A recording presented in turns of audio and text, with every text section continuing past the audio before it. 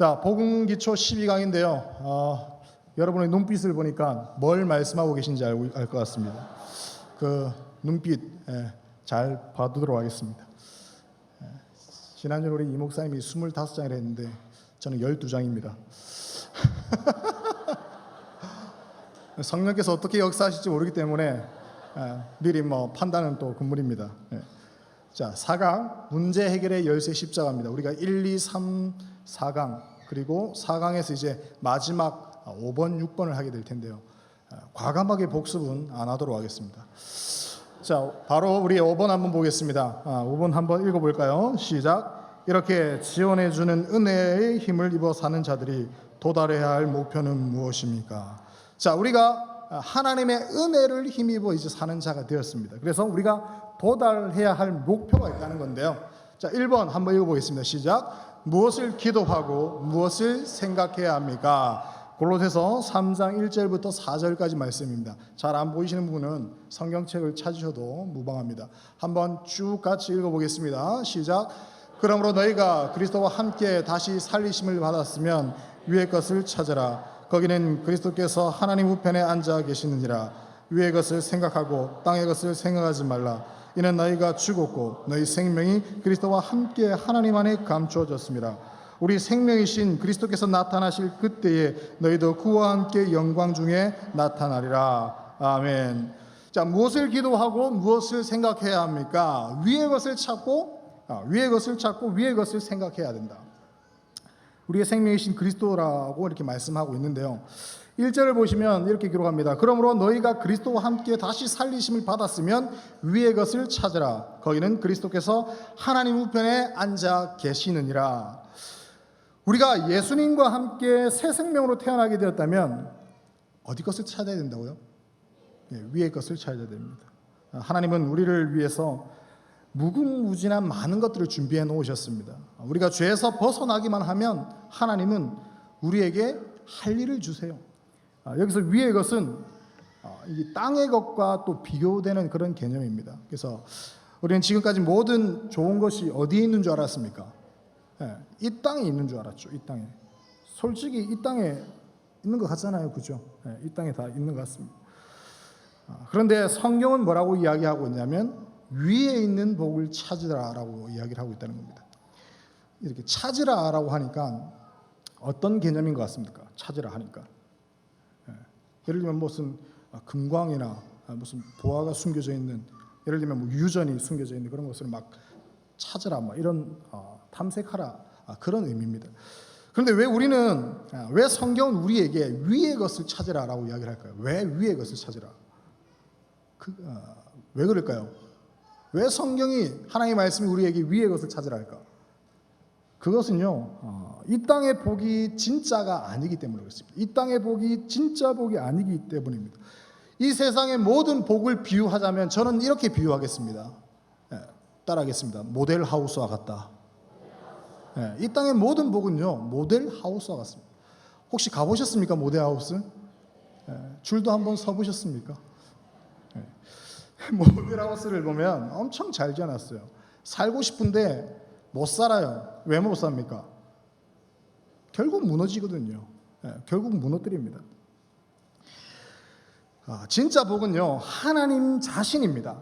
진짜 복은 하나님 자신이고 하나님께서 주시는 말씀이 진짜 복이라는 거예요. 그래서 오늘 이 자리에 앉아있는 저와 여러분이 하나님의 복을, 진짜 복을 받고 있는 겁니다. 아멘입니까? 하나님은 우리가 외모가 아니라 우리의 속사람을 하나님의 복덩이로 만들기를 원하세요. 우리의 외모가 아니라. 근데 외모를 보니까 이미 복을 받으신 분들 같습니다. 저 빼고는 다 받으신 것 같은데. 그러니까 하나님의 복은요, 먼저 하나님이 주신 말씀에서 찾아볼 수 있어요. 그래서 하나님의 말씀을 연구해 가는 것은 아까 말씀드린 것처럼 이렇게 금광을 파고 들어가는 것처럼, 유전을 막 파는 것처럼 똑같습니다. 우리가 하나님의 말씀을 찾아 들어가면 들어갈수록 뭘 발견하게 되냐면 하늘의 신령한 복들을 발견하게 된다는 거죠. 말씀을 읽다 보면 막 복이 나온다는 거예요. 자다가도 복이 나옵니다. 뭘 하면요? 말씀을 읽다 보면, 말씀을 파다 보면 자다가도 복이 나온다는 거죠. 그리고 아까 말씀드린 최고의 복은 하나님이신데, 하나님은 자신의 모든 좋은 것을 누구를 통해서 우리에게 주십니까? 예수 그리스도를 통해서 우리에게 주십니다. 자신의 모든 좋은 것은 예수 그리스도를 통하여서 우리에게 주십니다. 그래서 우리가 기도할 때 누구 이름으로 기도합니까? 예수님의 이름으로 기도하죠. 그러므로 가장 복된 삶이 뭐냐? 바로 그리스도와의 친밀한 연합 상태에 있는 겁니다. 그리스도와 친밀한 연합 상태, 늘 붙어 다니는 그런 상태, 아니 그게 아니라 아예 결합되어 있는 그런 상태를 의미한다는 거죠. 그리스도 우리 사이에는요 전혀 틈이 없어가지고 완전히 하나가 되었을 때에 우리에게 뭐가 일어나냐? 부흥이 막 일어납니다. 기도가 일어나고 기적이 막 일어난다는 거죠. 이 세상에 속한 줄 알았던 돈과 명예와 뭐 학식 이 모두가 이제는 어떻게 되냐? 하나님의 복으로 바뀌게 되더라는 거죠. 전에는 이런 것들을 하나님을 대항하고 죄짓기 위해서 사용했다면 이제는 하나님을 높이고 하나님의 영광을 나타내는 그런 도구로 사용하게 되는데 이것이 이제 진정한 복이라는 거죠. 또 2절을 보시면 이렇게 기록합니다. 위의 것을 생각하고 땅의 것을 어떻게 하라? 생각하지 말라라고 기록합니다. 이 말씀은 이 세상 일은 아예 뭐 생각하지도 말고 오직 신앙에만 몰두해라 이런 말씀으로 오해하는 분이 계시는데 그런 말씀은 아닙니다. 우리가 예수님과 함께 다시 살리심을 받았으면 세상 일은 완전히 내팽개치고 말씀만 보고 진짜 막 다 때려치우고 기도만 하고 그렇게 해야만 되겠습니까? 그렇지는 않다는 거죠. 우리는 이 세상의 가치로 어떻게 보면 좀 무장되어 있는 사람이에요. 그래서 하나님께서 아무리 신령한 복을 부어주셔도 세상 사람들과 비교하면서 불평을 한다는 거예요. 아무리 하나님께서 우리에게 은혜를 부어주시고 아무리 우리를 살려주셔도 우리가 비교하는 것은 늘 세상 사람들입니다. 누구와 비교합니까? 마이크로소프트 회장이랑 비교하고, 그 빌 게이츠죠 비교하고, 또 뭐 지금은 좀 안 되는데 하여튼 또 삼성 회장이랑 좀 이렇게 비교하고, 하여튼 우리보다 좀 돈 많고 잘 살고 학식 있는 그런 사람들과 항상 비교합니다. 하나님께서 우리에게 부어주신 은혜가 있는데 비교는 항상 그런 사람들과 비교한다는 거죠. 나는 지금 오후에 앉아가지고 덮어갖고 이래 하고 있는데 남들은 요트 타고 시원한 에어컨 밑에서 그 수박 잘라 먹으면서 또 뭐 칵테일 한잔 하면서 그렇게 했는데 내 인생은 이게 뭐고 이렇게 생각한다는 거죠. 우리가 그렇다는 거예요. 이 세상에서 성공한 사람과 비교하면서 우리가 열등감을 느끼거나 자기도 모르게 세상 사람들을 따라가려고 한다는 겁니다. 여러분은 그런 게 아니라요. 저도 그래요. 잘 사는 사람 보면 부럽고요. 맛있는 거 먹는 사람 보면 부럽습니다. 왜 그런지 모르겠습니다. 안 부러워야 되는데 참 그렇습니다. 한 번씩 밑에 집에서 막 통닭 냄새가 올라오면 통닭을 꼭 시켜 먹어야 되고 뭐 그렇습니다. 성경은 그런데 뭐라고 이야기하고 있습니까? 아까 말한 것처럼 뭘 생각하지 말라? 땅의 것을 생각하지 말라라고 이야기하고 있습니다. 이제 우리는요 세상적인 비교 기준을요 완전히 버려야 됩니다. 그런 뭐 사람들과 비교하지 말라는 거죠. 비교 대상이 안 된다는 겁니다. 그리고 이제는 어떻게 새로운 기준을 세워야 되냐? 새로운 기준을. 우리가 세워야 할 새로운 기준이 뭡니까? 바로 어떤 걸 생각한다? 이제는 위의 것을 생각하는 겁니다. 여러분 하나님의 기준에서 행복, 하나님의 기준에서 성공, 하나님의 기준에서 복이란 뭘까요? 어떻게 하는 것이 위의 것을 찾는 걸까요? 뭐 정말 기본적이고 뭐 다 아시는 말씀이지만 그것은 더 주님과 가까워지는 것입니다. 더 주님과 연합하는 것입니다. 그것을 통해서 우리의 믿음의 불을 축적하는 겁니다. 믿음의 불을. 그리고 하나님에 대한 신령한 지식에서 풍성히 자라는 것이 참된 복이다라는 거죠. 여러분 세상은요 눈에 보이지 않는 것들을 인정하지 않아요. 세상은 눈에 보이는 것을 인정하지 않습니다. 보이지 않는 것은. 그래서 눈에 보이지 않는데도 그것이 존재한다라는 사람, 세상 사람들이 다 무시합니다. 그래서 때로는 세상 사람들이 우리 그리스도인들을 무시하게 된다는 거죠. 그렇다고 우리가 실망할 필요는 없습니다. 왜? 세상은 세상의 눈이 멀었기 때문에 그렇습니다. 세상 사람들은 세상에 그렇게 눈이 멀었기 때문에 그렇게 반응할 수밖에 없다는 겁니다. 우리에게 가장 중요한 것이 있다면 사람이 아니라 바로 하나님께 인정받는 것인 줄 믿습니다. 우리는 사람이 아니라 하나님께 인정받아야 됩니다. 가치관 자체를 완전히 바꾸고 자기만의 기준을 깨트리고 그 하나님을 온전히 사랑하는 자를 하나님은 인정하신다는 거죠. 그동안 내가 이런 틀에 살아왔다면 이제는 그 틀을 다 부수고 하나님의 틀에 나를 맞추는 것입니다. 그러므로 우리는 하나님의 사랑과 말씀에 집중해야 됩니다. 그래야 세상이 뭐라고 해도 영향을 받지 않습니다. 세상이 뭐라 찝쩍거려도 우리는 영향을 받지 않는다는 겁니다. 3절을 보시면 이는 너희가 죽었고 너희 생명이 그리스도와 함께 하나님 안에 감추어졌습니다. 이렇게 기록하고 있습니다. 우리는요 이제 세상의 죄에 대해서 죽었고 이 세상의 더러운 정욕에 대해서 이미 죽었습니다. 아무리 죄가 우리를 붙잡아 가려고 해도 소용이 없습니다. 죄나 유혹이 절대로 찾을 수 없는 곳, 즉 하나님 안에 우리의 생명이 감춰져 있기 때문에 그렇습니다. 하나님 안에 우리의 생명이 감춰져 있어요. 그래서 마귀 사탄이 우리 죽이려고 해도 죽일 수가 없습니다. 왜? 하나님 안에 우리의 생명이 감춰져 있기 때문에. 다시 말해서 우리의 생명은요 하나님의 보물입니다. 그래서 우리는 세상의 즐거움들이나 자랑에 대해서도 죽을 수 있어야 됩니다. 우리는 오직 하나님 안에서 살아 움직여야 합니다. 그리고 하나님 앞에 있는 모든 좋은 것을 취하여야 됩니다. 그리고 이것은 결코 영원히 빼앗기지 않을 줄로 믿습니다. 이 세상의 모든 자랑이나 돈은요 다 육체를 위한 것입니다. 사람이 죽으면 함께 썩어질 것들입니다. 그래서 우리 종종 제가 이야기했는데 돈 많으면 뭐 하겠노? 뭐 하겠지? 소고기 사 먹겠지. 소고기 먹고 싶네요. 우리 육체는 썩어져도 우리 속사람은 날로 새롭기 때문에 우리 안에 부어진 하나님의 축복은 절대 소멸하지 않습니다. 그래서 우리가 좀 기억해야 됩니다. 세상의 자랑이나 돈은 다 육체를 위한 것이고 이 육체를 위한 것은 다 어떻게 된다? 썩어진다. 썩어질 것이다. 좀 기억했으면 좋겠고요. 그래서 오늘 무엇을 위하고 무엇을 생각해야 됩니까? 위의 것을 찾고 위의 것을 생각해야 된다. 우리가 좀 기억했으면 좋겠습니다. 두 번째입니다. 좀 깁니다. 좀 긴데요. 한번 우리 로마서 한번 제목부터 문제부터 읽어보겠습니다. 시작.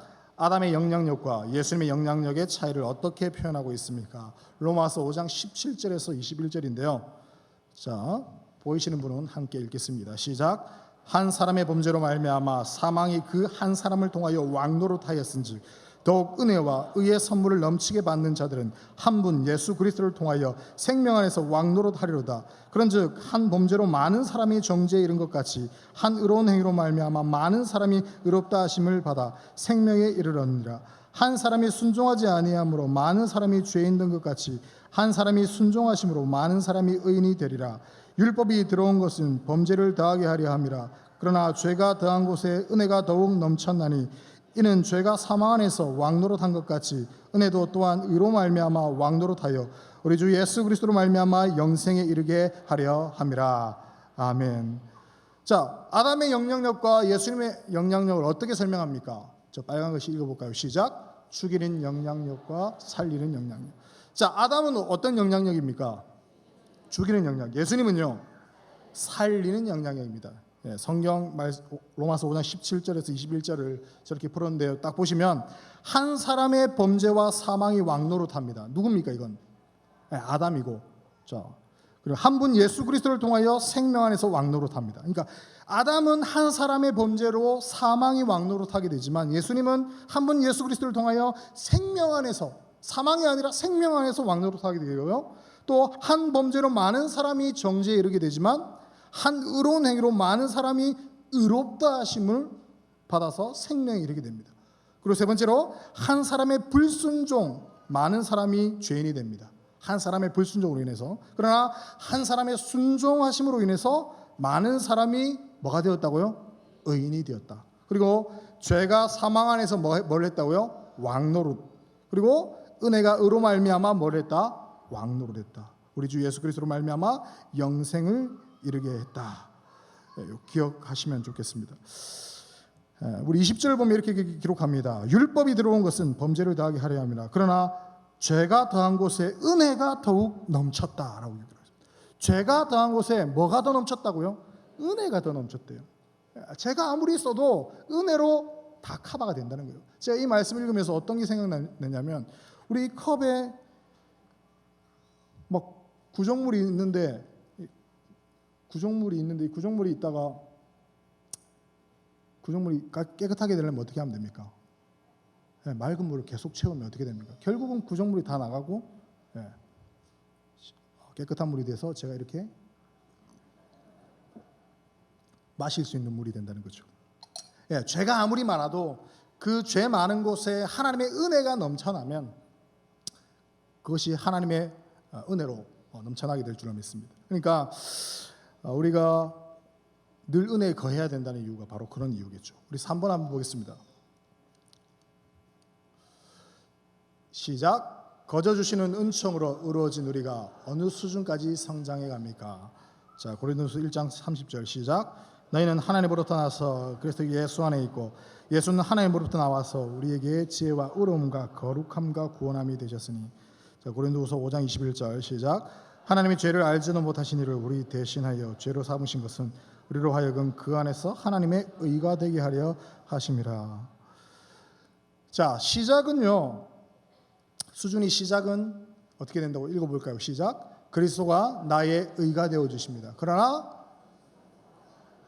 성숙하면 내가 하나님의 의가 된다. 시작은 그리스도가 나의 의가 되지만 성숙하면 내가 하나님의 의가 되고, 또 보겠습니다. 시작. 시작은 우리가 그의 영광을 찬송합니다. 그러나 성숙하면 우리가 그의 영광과 찬송이 됩니다.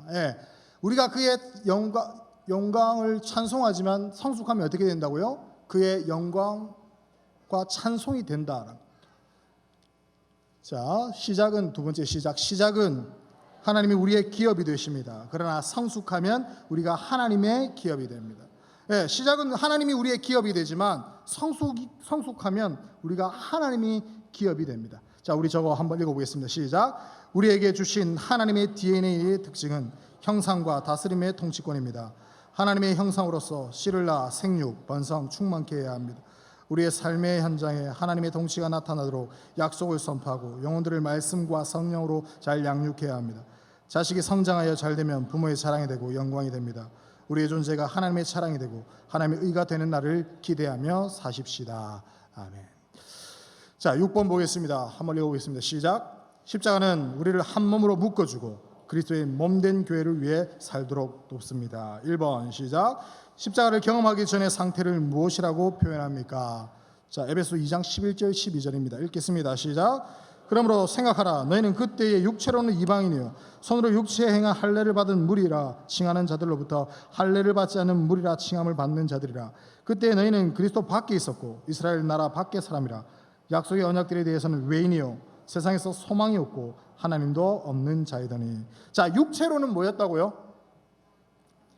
육체로는 이방인입니다. 그리고 할례로는요,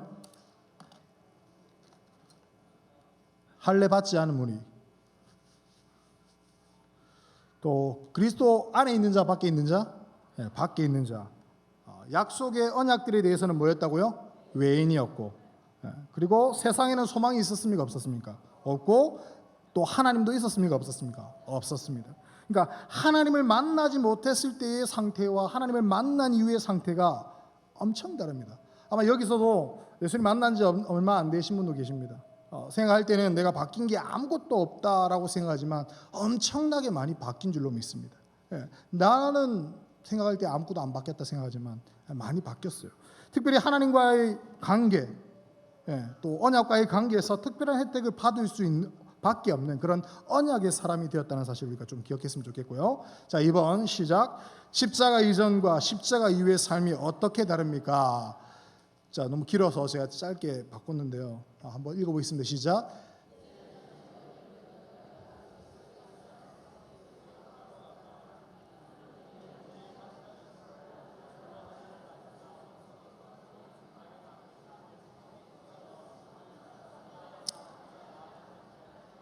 네, 이제 전에 멀리 있던 관계가 이제 어떻게 가까워졌습니까?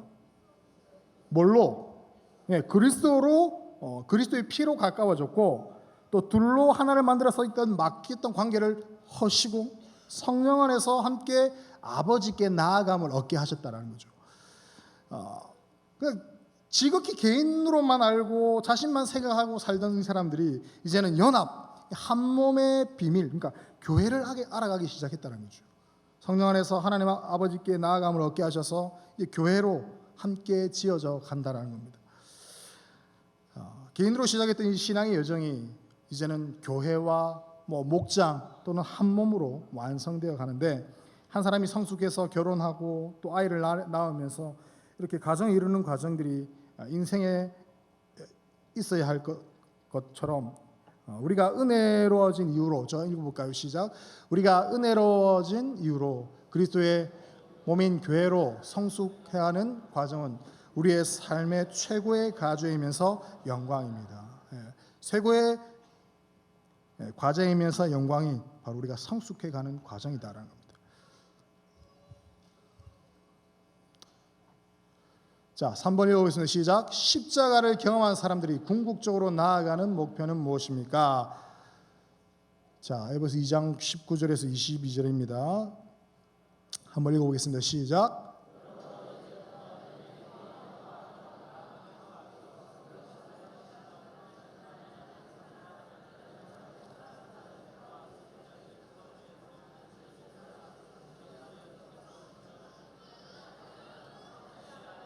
건물마다 서로 연결하여 주 안에서 성전이 되어가고 너희도 성령 안에서 하나님이 거하실 처소가 되기 위하여 예수 안에서 함께 지어져 가느니라. 아멘. 이제 십자가를 경험한 사람들이 궁극적으로 지향해야 나가야 할 목표가 전에는 뭐였다고요? 외인이었고 또 뭐였다고요? 나그네였습니다. 그러나 이제는 뭐가 되었습니까? 성도들과 동일한 하늘의 시민이 되었습니다. 누구의 가족이 되었습니까? 하나님의 가족이 되었다는 거죠. 그래서 이제는 동일하게 예수님을 모퉁이 돌로 삼아서 사도들과 선지자들 터 위에 세움을 입었다라는 거죠. 그래서 예수님 안에 건물마다 서로 연결되어 가지고 우리가 성전이 되어져 간다는 겁니다. 그래서 성령 안에서 하나님의 거처가 되기 위해서 예수님 안에서 함께 지어져 간다라는 겁니다. 마지막 PPT입니다. 자, 다 읽어보겠습니다. 시작. 거룩이나 구원이 목적이 아닌 연합, 함께, 한 몸, 교회의 개념이 중요합니다. 복음의 유통은 먼저는 그리스도와 함께입니다. 그 다음은 나와 지체와 함께, 이방인과 함께, 피조 세계와 함께로 확장되어 갑니다. 부르심의 궁극적인 목적은 우리가 그리스도의 몸의 역할을 감당하기 위하여 서로 연합하고 함께 성전으로 교회로 지어져 가는 일입니다. 십자가는 결국 개인을 변화시킬 뿐만 아니라 우리를 그리스도 몸으로 세워갑니다. 그 교회를 통하여 이 땅을 변화시키는 하나님 나라 건설이 이루어집니다. 네. 어떻게 해야 됩니까? 그러면 따로 국밥입니까? 아니면 연합해야 됩니까? 네, 연합해야 됩니다. 네. 마지막으로 우리 적용 질문만 한번 보겠습니다. 자, 1번 시작. 십자가를 통해 내가 받은 약속이나 보장은 무엇입니까? 2번 직분으로 누구를 어떻게 세우고 있습니까? 네, 우리 짧게 좌우로 한번 나눠